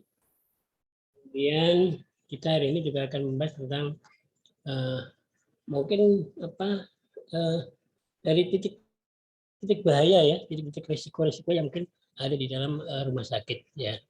Memang kalau kita bicara bahaya, tentu kita harus bisa melakukan suatu identifikasi ya, identifikasi semua hal yang berkaitan dengan bahaya-bahaya ada dalam rumah sakit. Dan tentu itu harus kita paham tentang hazard ya, hazard dan risiko ya. Jadi tentunya hal-hal itu bisa kita identifikasi sumber bahaya yang ada di dalam rumah sakit. Jadi risiko yang potensial yang mungkin akan berdampak besar ya, berdampak lebih besar kepada pasien ya, kepada mungkin pengunjung dan juga mungkin berdampak kepada lingkungan dari rumah sakit. Tentu bagaimana sistem pembuangan limbah misalnya dari rumah sakit, apakah akan berdampak kepada lingkungan atau enggak? Nah itu perlu satu upaya. Maka kenapa rumah sakit itu diminta juga UKL UPL ya, upaya untuk pengelolaan ya, kemudian upaya kelola ya, dan juga upaya-upaya bagaimana penanganannya apabila ada limbah di dalam rumah sakit ya, bagaimana pengelolaannya. Itu ada namanya IPAL ya, IPAL yaitu instalasi pengurangan air limbah yang perlu dibuat di dalam lingkungan rumah sakit ya, karena tentu cairan-cairan itu akan tetap ada. Mungkin ada juga cairan yang tercecer, terbuang, disiram ya, masuk ke badan air. Nah, itu bagaimana manajemen pengolahannya. Nah, itu perlu juga. Maka risiko-risiko itu tentu harus bisa dikelola dengan baik ya, agar tidak membahayakan kepada karyawan, kepada mungkin pasien, kepada pengunjung ya, dan juga kepada masyarakat sekitar yang ada di lokasi, atau mungkin daerah-daerah yang mungkin bantaran sungai ya, nah, mungkin limbah itu yang akhirnya dibuang ke badan air, ke sungai misalnya, atau mungkin ke sumur resapan. Dari sumur resapan itu bisa juga mungkin bocor ya ke sumur-sumur masyarakat sekitar ya. Kalau dia menggunakan sumur gali misalnya, atau sumur pompa misalnya ya. Oke, slide berikutnya. Jadi kita ini juga harus bisa memahami bagaimana sih ya di dalam konsep epidemiologi, yaitu salah satunya adalah risiko ya, risiko harus dimanage dengan baik ya. Jadi yang kita lakukan di dalam epidemiologi K3 ini, bagaimana kita bisa mengidentifikasi, mencatat semua, kemudian menganalisis ya, kemudian merumuskan ya bagaimana tingkat risiko itu pada tahapan mana ya, dan itu perlu dilakukan suatu pola-pola intervensi, dan pola-pola intervensi inilah ya yang masuk dalam kategori epidemiologi tadi, karena tujuannya adalah mencegah dan sampai terjadi suatu kasus yang tidak diinginkan ya. Jadi kalau kita bicara manajemen risiko adalah suatu pendekatan yang sifatnya proaktif ya. Di situ ada kegiatan identifikasi, ada penilaian ya, kemudian menyusun prioritas ya, dan juga tentunya tujuan akhirnya adalah meminimalisasi dampak ya bagi pasien, karyawan rumah sakit, pengunjung, dan rumah sakit ya, dan juga lingkungan mestinya ya, lingkungan yang akan menerima mungkin cemaran-cemaran yang ada dari rumah sakit ya. Mungkin juga ada juga terkadang tidak mungkin kemarin sempat muncul ya, adanya mungkin limbah-limbah infeksius terbuang di tempat-tempat sampah umum ya, penampungan akhir misalnya. Nah, itu kan berbahaya. Pastinya yang limbah-limbah yang infeksius harusnya dibakar dalam insinerator, tapi terkadang ada yang kebawa sampai ke tempat pembuangan umum ya, sampah umum. Nah, itu kan berbahaya ya, karena ada nilai-nilai infeksiusnya tadi ya, bahaya infeksius tadi ya. Jadi perlu satu manajemen risiko ya. Manajemen risiko itu harus dilakukan yang sifatnya adalah terintegrasi dari semua bagian ya, itu diawasi ya oleh suatu ya mungkin suatu tim ya, tim yang mengawasi, dan itu dilakukan analisis ya, kemudian prioritas masalah, dan akhirnya ada pola-pola intervensi agar tidak sampai merugikan karyawan, pasien, pengunjung ya, dan juga mungkin lingkungan ya. Kemudian jika risiko sudah dinilai dengan tepat, maka proses ini akan membantu rumah sakit tentunya ya. pemilik dan para praktisi untuk menentukan prioritas. Ya, perbaikan apa yang perlu diambil, dan itu prioritas itu nanti akan dibuat suatu mungkin saran ya, atau mungkin prioritas saran itu berdasarkan pada prioritas masalah yang sudah disusun oleh tim ahli tadi, dan akhirnya dilakukan suatu perbaikan. Ya, oke, slide berikutnya. Dalam prakteknya, ya tentu manajemen risiko harus terintegrasi. Artinya bahwa bisa menjamin bahwa rumah sakit menerapkan sistem yang sama ya dalam pengelolaan rumah sakit. Jadi fungsi-fungsi manajemen risikonya seperti pasien safety, kesehatan dan lapangan kerja, keluhan, tuntutan ya semuanya harus terintegrasi. Jadi mungkin dari hasil analisis perlu biaya. Nah itu pihak manajemen ya di bagian keuangan menghitung apakah cukup nggak anggaran kalau misalnya ini akan dilakukan misalnya dengan mungkin membangun ya perlu nggak sampai seberapa jauh perlunya bangunan itu harus didirikan ya, misalnya harus membangun insinerator misalnya, apakah tidak lebih ringan misalnya kita kerjasama dengan pihak ketiga misalnya ya, itu perlu dianalisis bagaimana pola-pola penanganan limbah infeksiusnya ya. Apakah perlu dengan melibatkan pihak ketiga yaitu dengan kerjasama, yaitu limbah diangkut oleh mereka dan diolah oleh mereka ya, atau mungkin malah kita karena mungkin limbahnya banyak ya mungkin lebih efisien kalau kita membuat misalnya ya membuat insinerator misalnya.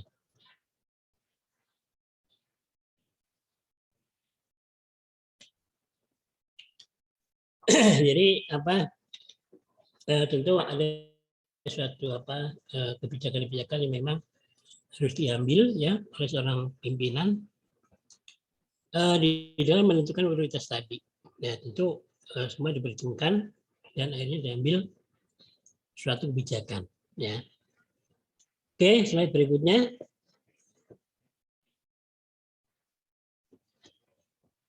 Kemudian manfaat daripada manajemen risiko yang terintegrasi tentunya yang pertama adalah informasi. Ya tentu akan lebih baik. Ya sekitar risiko permasalahan yang ada itu akan segera dipahami atau segera dimengerti ya oleh tim yang ada. Dan kalau bisa seorang pimpinan ya manajemen mungkin di level direktur utama, direktur keuangan ya, direktur mungkin di pelayanan medik dan sebagainya, itu perlu ya mendapatkan akses ya, artinya IT-nya ini harus dikembangkan. Jadi setiap informasi yang ada menjadi suatu masalah itu di situ masuk ke dalam grup ya, grup yang antara lain ada staf ya, mungkin seorang orang K3 dari rumah sakit, kemudian sampai kepada pihak manajemen, itu mulai dari dirut dan direktur-direktur yang ada di situ. Jadi pengambilan keputusan akan lebih cepat kalau disampaikan permasalahan yang ada di rumah sakit tersebut. Ya, oke. Kemudian tentu kita akan bicara tentang bagaimana konsep pendekatan. Ya, pendekatannya itu harus konsisten. Artinya ya kalau mau diambil keputusannya A, ya A harus dilakukan. Dan sampai nanti nggak dilakukan itu kan tidak ada konsistensi, dan itu tentu ya akan berdampak kepada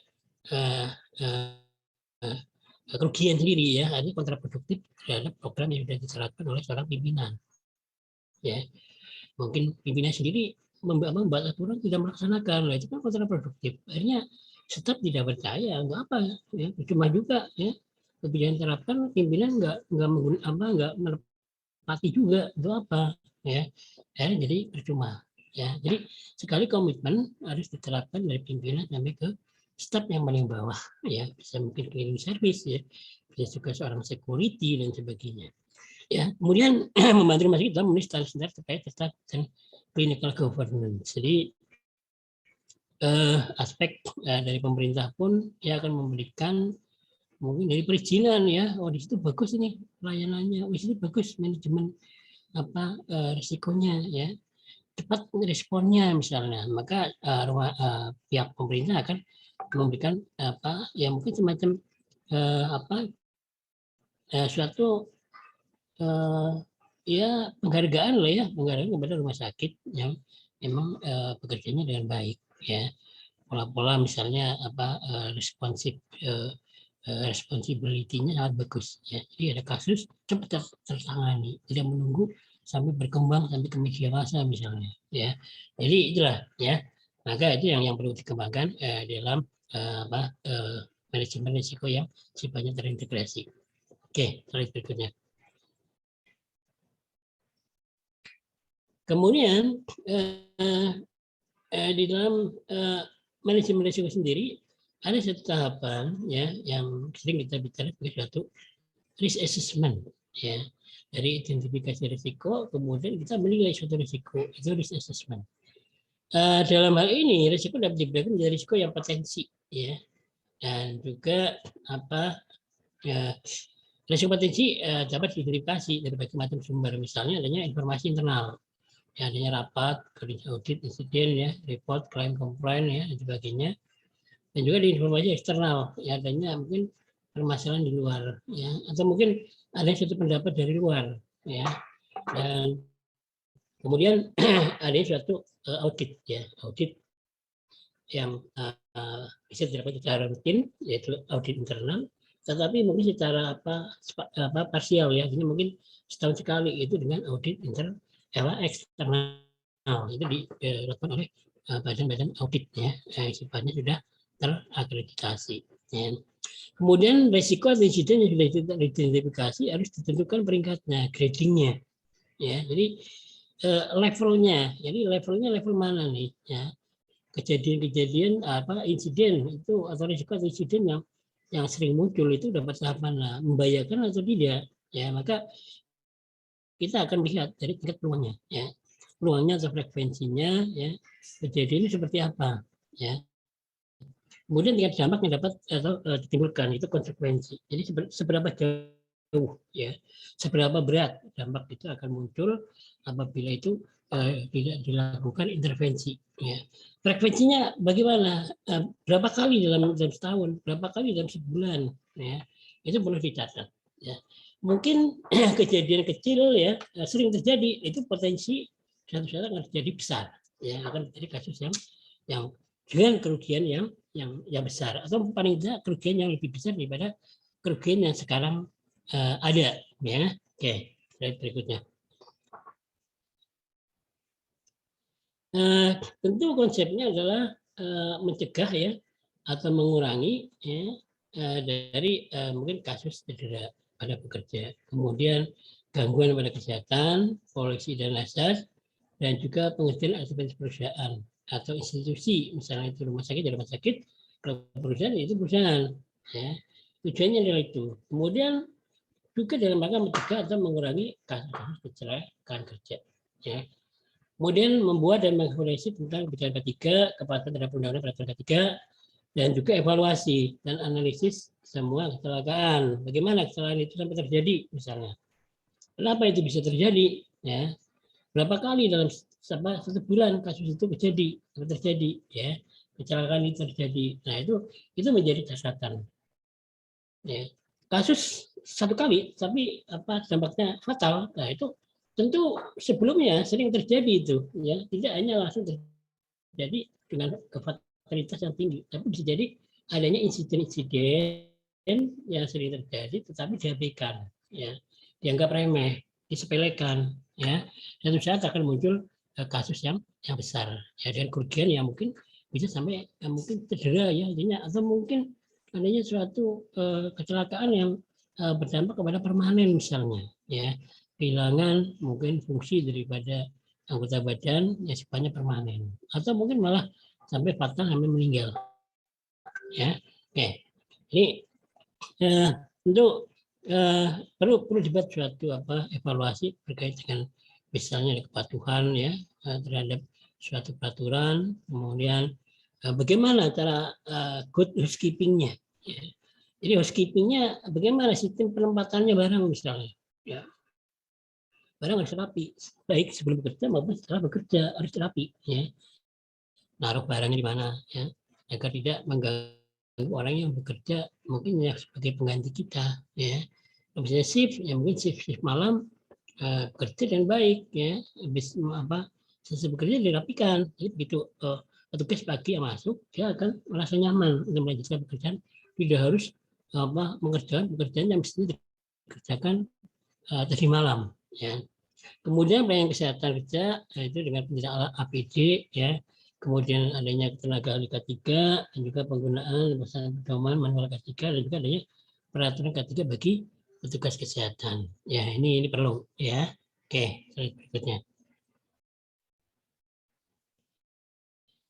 Langkah-langkahnya adalah manajemen risiko dalam hal ini adalah yang pertama identifikasi bahaya, analisa bahaya, evaluasi risiko, pengendalian risiko dan juga monitor. Oke, slide berikutnya.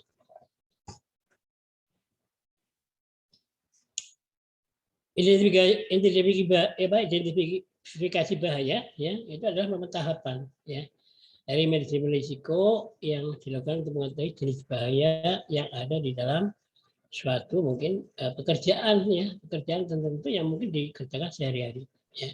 Jadi kalau bekerja di dalam suatu institusi tentu harus melihat ini apa sih ya, pekerjaannya apa ya, tingkat bahayanya apa ya, sampai seberapa jauh ya bahayanya ya, jenis-jenis bahaya mungkin timbul apa yang mungkin terdampak ke kita misalnya apa saja.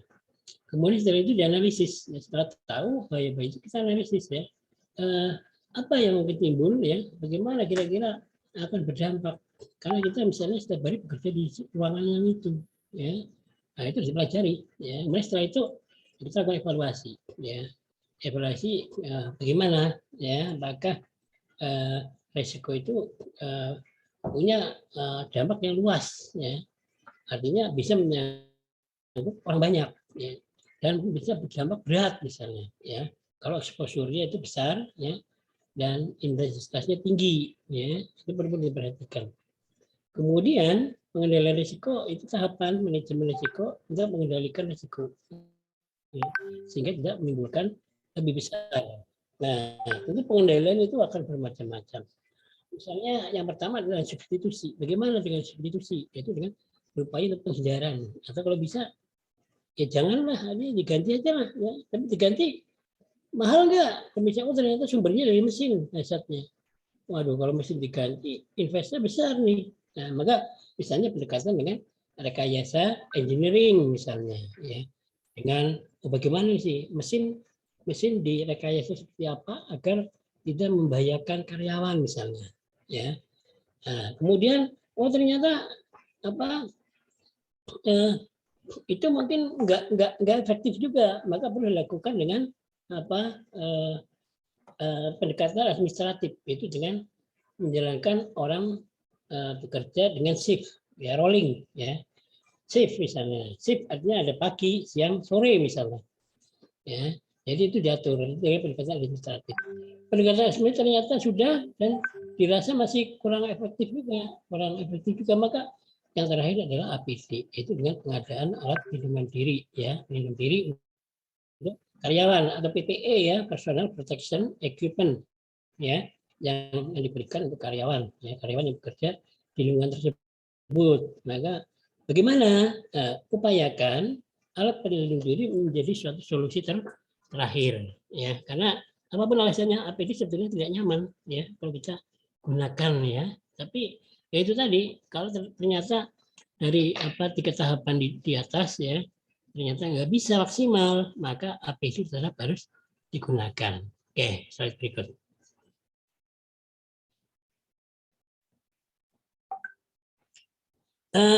Tentu yang pertama kita akan melakukan dari tahapan identifikasi bahaya adalah identifikasi terhadap bahaya apa yang mungkin timbul ya. Kemudian yang kedua adalah kelompok bahaya apa saja sih ya.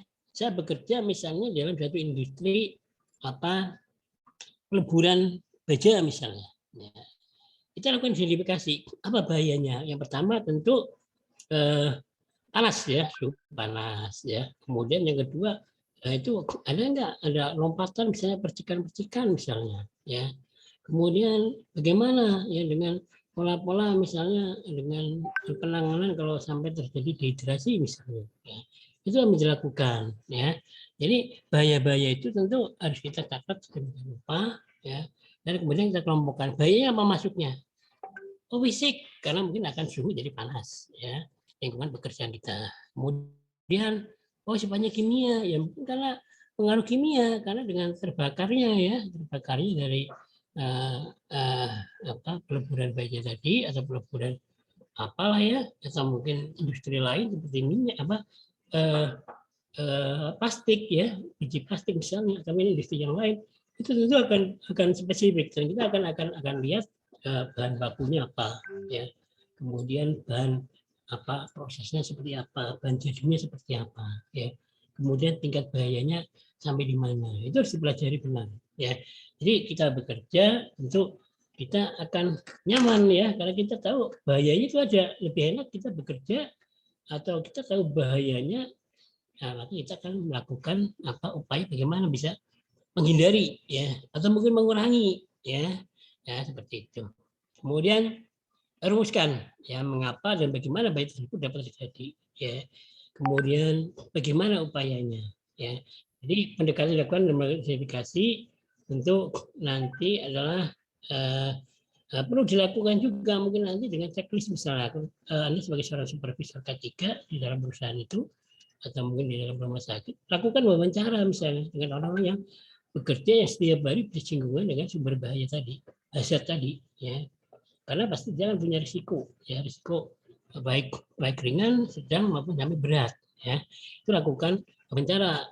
Anda pelajari dampak dari bahan tadi apa, misalnya ini bahan kimianya apa, kemudian dampaknya apa ya, kemudian medianya apa, dengan mungkin dengan udara ya, dan udara itu akan terhirup misalnya, itu harus dipahami ya. Dan itu tentu harus menjadi suatu concern ya, artinya begitu ditemukan permasalahannya maka pihak manajemen concern untuk melakukan perbaikan ya. Oke, slide berikutnya. Kemudian tujuan RC bahaya adalah pertama pengamanan ya, pengendalian jangan sampai terjadi kasus itu lebih berat ya.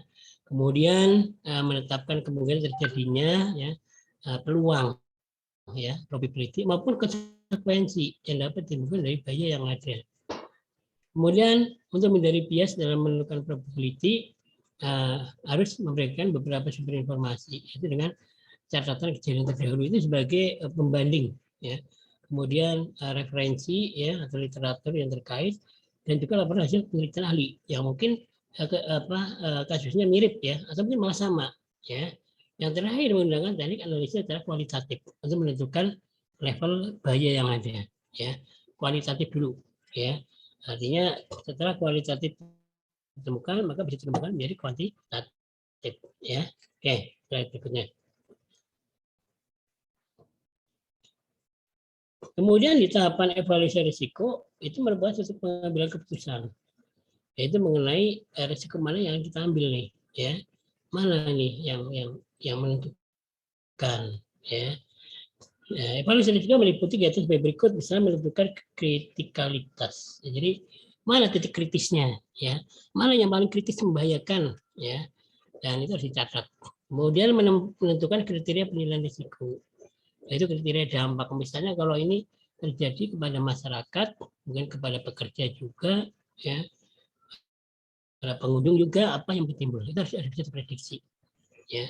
Bagaimana kalau dia misalnya ada pada lokasi sekian jam misalnya, kemudian apa yang akan terpapar ya, sampai berapa jam dampaknya kepada orang yang mungkin di lingkungan tersebut ya. Itu perlu dilakukan suatu kajian-kajian ya, atau bentuknya ada penilaian risiko ya. Kemudian selanjutnya menentukan rencana ketiga, bagaimana upaya untuk bisa mengurangi dampak tersebut, jangan sampai membahayakan karyawan, jangan sampai membahayakan mungkin manusia yang berkunjung di situ misalnya, atau mungkin ke masyarakat umum sekitar kalau tidak exposure-nya itu sampai ke lingkungan masyarakat ya. Kemudian menentukan rencana mitigasi, bagaimana upaya-upaya untuk mengurangi ya potensi terjadinya pencemaran, terjadinya mungkin ledakan ya, terjadinya hal-hal yang tidak diinginkan ya. Menyusun profil risiko ya, dan tentu disampaikan kepada pimpinan ya, pimpinan ya, bisa direktur ya, direktur utama atau direktur yang membawai kegiatan tersebut. Oke, slide berikutnya. Nah, kemudian pada tahap penilaian risiko ini merupakan fungsi manajemen pengukuran ya, koreksi lah ya. terhadap suatu kebijakan sudah diambil, ya, atau mungkin kebijakan direview, ya, maka akan dilakukan, ya. Penilaian risiko merupakan satu proses dilakukan manajer setelah identifikasi, ya, ukuran, analisa, ya, dan akhirnya kita lakukan pengendalian. Contoh misalnya kalau kita bangun gedung, ya, dengan bahan anti terbakar untuk mencegah bahaya kebakaran. Jadi gedung-gedung kita upayakan dibangun oleh material, ya, materialnya tidak mudah terbakar, ya. Kalau mudah terbakar itu hangus habis, ya. Oke. Kemudian membuat pelindung pada mesin, ya, tadi yang saya sampaikan bahwa masih perlu mendapat pelindung, ya. Nah, bagaimana agar lakukan upaya rekayasa engineering ini bisa berjalan. Nah, tentu ini seorang mekanik, ya, ahli dalam mesin, ya, itu yang paham, ya. Mengalihkan nilai risiko kepada pihak lain itu dengan asuransi, ya. Kalau misalnya perusahaan tidak mampu, ya kita limpahkan dengan asuransi, kita membayar premi, ya, maka asuransi akan mengelola keuangan kita, ya. Tentunya asuransi juga tidak merugi, maka dia akan berhitung bagaimana tingkat bahaya, kekerapan kasus kecelakaan, peluangnya besar atau enggak. Kalau peluangnya besar, tentu preminya akan tinggi, ya, karena asuransi pun tidak ingin merugi, ya, tapi terlalu besar.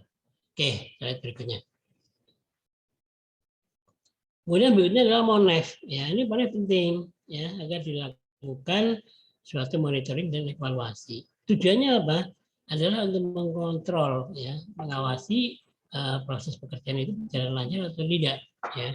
Kalau tidak, ya tentu kita lakukan review, ya, review aturan-aturan tadi, SOP misalnya, ada SOP yang memang belum maksimal, ya, maka lakukan, ya, bagaimana agar upaya itu bisa maksimal. Jadi dengan mengkaji atau mereview, ya, hasil pekerjaan yang sudah laksanakan. Dan nanti kebijakan tahun depan kalau memang itu tidak efektif, tidak maksimal hasilnya, maka dilakukan lagi, dipertajam, ya, dipertajam.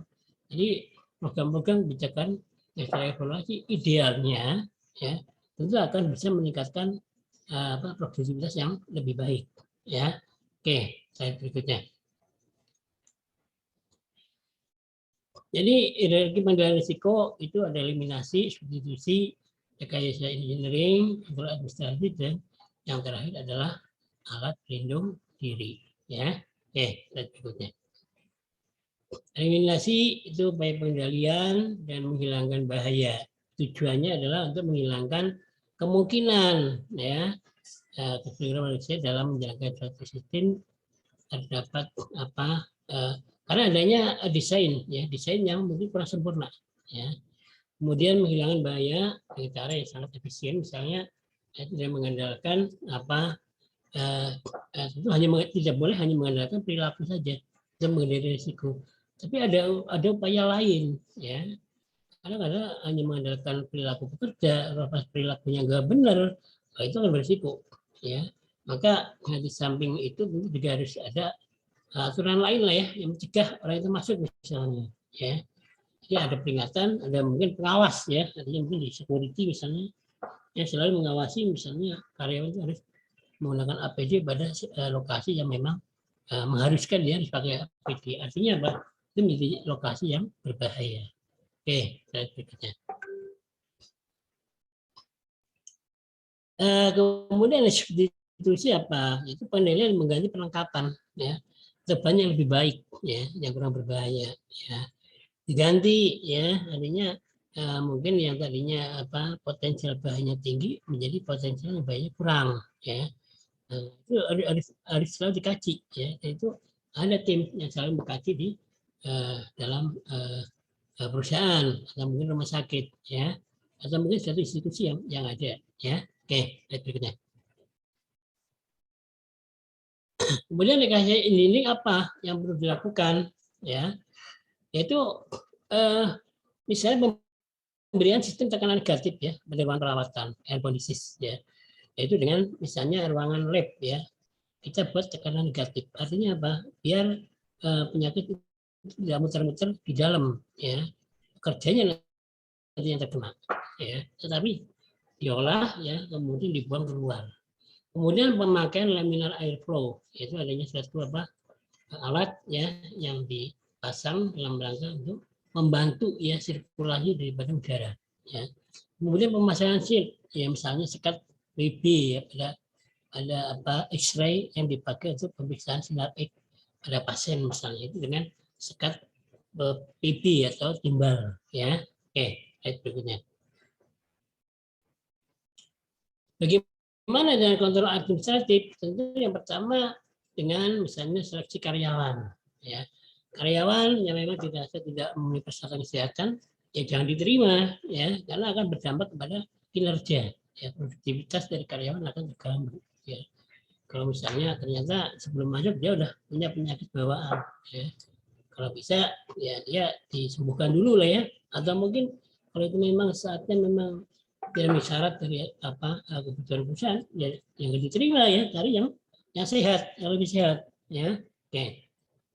Kemudian yang pelatihan dan juga dengan shifting. Jadi administratif itu bisa seleksi karyawan pada proses rekrutmen ya, kemudian penggunaan SOP yang baik ya, dan juga adanya pelatihan dan juga shifting atau rolling ya.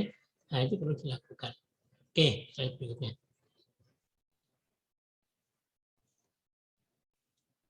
Yang terakhir itu dengan penggunaan alat pelindung diri. Ya, jadi saya sampaikan pada prinsipnya orang sebetulnya lebih enak bekerja tidak menggunakan alat pelindung diri, artinya bekerja dengan nyaman pada kondisi yang nyaman dan tubuh ya wajar aja, artinya tidak menggunakan apa-apa ya. Jadi itu prinsip APD digunakan karena memang konsep yang keempat di atas tidak berjalan ya, masih punya peluang untuk terjadinya pencemaran misalnya ya, malah tetap alat pelindung diri dipakai ya. Alat pelindung diri tentu bermacam-macam tergantung dari kebutuhan, tidak hanya masker aja tapi bisa jadi yang lainnya ya. Dia harus pakai sepatu safety misalnya, harus pakai safety helmet ya dan sebagainya. Oke, slide berikutnya.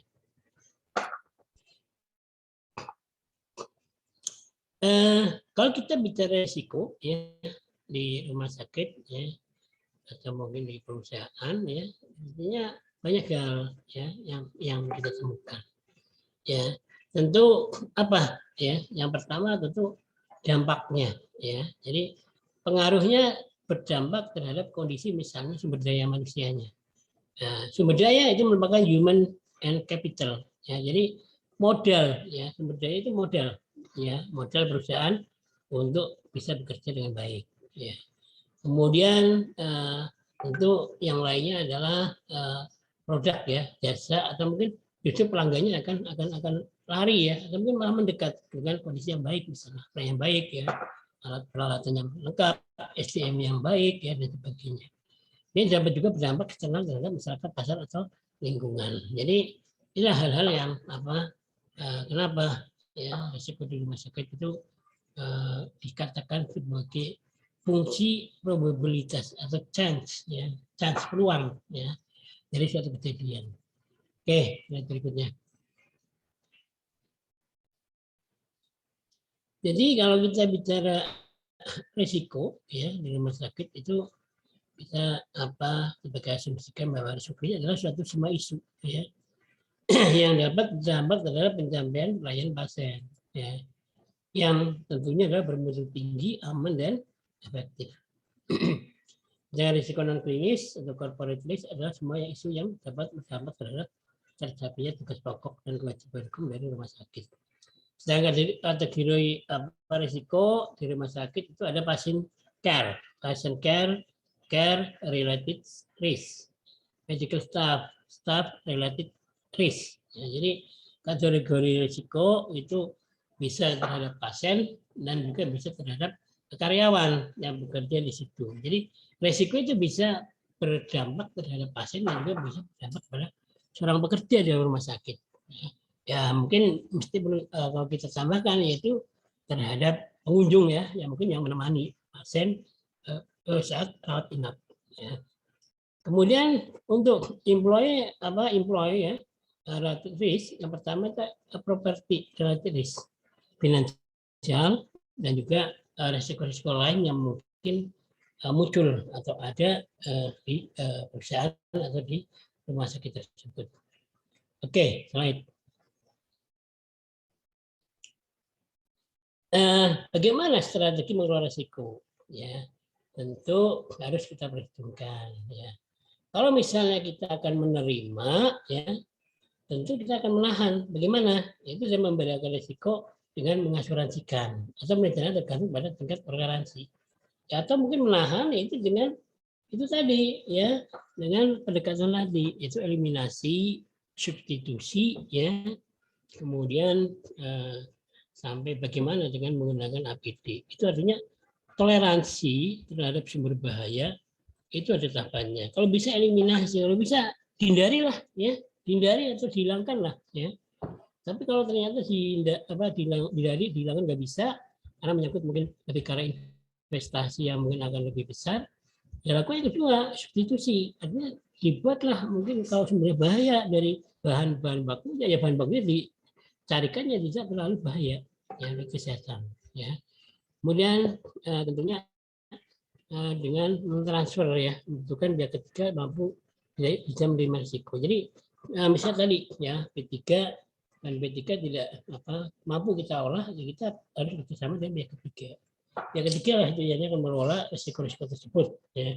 Dan B3 akan diolah dia dan dia yang akan melakukan proses-proses selanjutnya. Ya. Bagaimana kalau menolak? Ya tentu menolak ya menghindari resiko. Gimana caranya? Itu tadi alat yang lama misalnya mengalami kebocoran, jadi ganti yang baru. Ya, oke. Slide berikutnya. Jadi kalau kita mengkaji suatu resiko, yang pertama tentu adalah dari aspek frekuensi dan tingkat keparahan atau dampak. Ya. Dan yang selanjutnya tentu bagaimana upaya risiko yang kita lakukan. Yang pertama, apabila itu frekuensi atau kerugiannya rendah dan tingkat keparahan kerugian juga rendah, maka kita lakukan retensi. Artinya masuk prioritas ya, tapi tidak prioritas utama. Ya, artinya dicatatlah ya. Kemudian apabila frekuensi kerugiannya itu tinggi ya, tingkat keparahan kerugiannya adalah rendah, maka dilakukan pencegahan ya. Kerugian dan retensi ya. Jadi bagaimana upaya itu bisa ditekan ya dan sampai nanti berdampak besar. Nah, akhirnya akan berdampak pada kerugian besar yang lebih besar lagi. Ya tentu ini menjadi catatan. Jadi itu benar-benar harus diperhatikan dan sampai terjadi satu eksiden. Ya, insiden mungkin tidak, tapi eksiden belum dan sampai terjadi. Kemudian apabila frekuensi kerugiannya rendah, tetapi punya dampak yang tinggi, maka lebih baik kita asuransikan. Ya, itu kalau hasil penilaian seperti itu, kita asuransikan saja, ya, biar asuransi yang membiayai kalau ada apa-apa. Dia yang akan biayai di rumah sakit misalnya, ya. Perusahaan hanya mengantar, ya, memberikan izin, ya, mungkin cuti sakit atau sebagainya, tetapi biaya-biaya kesehatan ditanggung oleh asuransi. Dan bagaimana dengan tinggi dan tinggi, misalnya frekuensinya tinggi, kerugiannya tinggi, tapi parah juga, ya, parah sekali ya, tinggi, maka harus dilakukan pencegahan. Artinya, ya udahlah daripada ribet-ribet ya, ganti saja itu alatnya, ya. Oh ternyata besar, nah, kembali lagi nanti ya. Ada pola-pola harus melakukan rekayasa engineering, kemudian pendekatan administratif dan juga mungkin APD ya. Jadi itu sebenarnya konsepnya seperti itulah ya. Jadi kalau kita paham benar tentang konsep manajemen risiko ya, upaya-upaya yang kita lakukan ya di dalam pencegahan dari aspek epidemiologi K3 tentu kita akan lebih mahir ya, akan lebih mahir dan di dalam apabila kita sudah mahir tentu dalam pengambilan kesimpulan atau suatu saran yang kita berikan pada pimpinan akan lebih cepat dan kecepatannya bisa dijamin ya karena faktor tadi. Oke ya. Terima kasih ya untuk sesi hari ini. Dan mungkin ada pertanyaan sebelum kita akhiri. Silakan.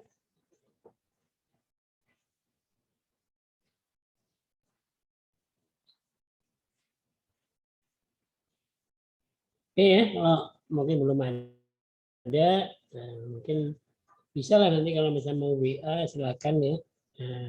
Nomor saya ada di Faisal sama Anis ya, silakan. kalau ada pertanyaan. Dan dari saya mungkin cukup sekian ya. Kita